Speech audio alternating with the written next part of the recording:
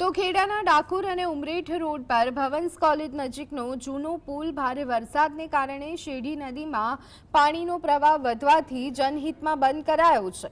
ખેડા અને મહીસાગર જિલ્લામાં 2 દિવસથી ભારે વરસાદને લીધે ઉપરવાસમાંથી પાણીનું શેરડી નદીમાં પ્રવાહ વધ્યું છે, જેના કારણે પુલ પર પાણી ફરી વળ્યું અને ભયજનક સ્થિતિ સર્જાઈ। ડાકોર પોલીસે પુલ પર બેરિકેડિંગ કરી અને નો એન્ટ્રી જારી કરી।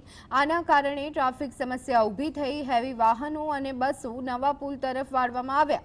માર્ગ અને મકાન વિભાગની પથયાત્રી પાથની ચાલુ કામગીરીના લીધે રેતી અને પેવર બ્લોક રસ્તા પર પડ્યા છે। નવા ઓવરબ્રિજ પર પણ ખાડાઓના કારણે વાહન ચાલકોની મુશ્કેલી તો વધી જ છે।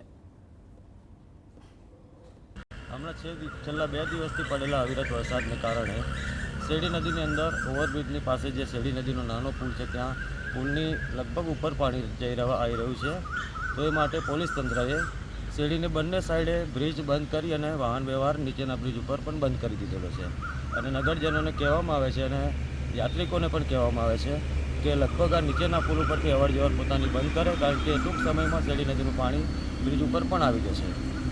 તો એ માટે સૌને વિનંતી છે કે નીચેના બ્રિજ ઉપર પોતાની અવર જવર બંધ કરી અને ઉપરના બ્રિજ ઉપરથી અવર જવર ચાલુ રાખે।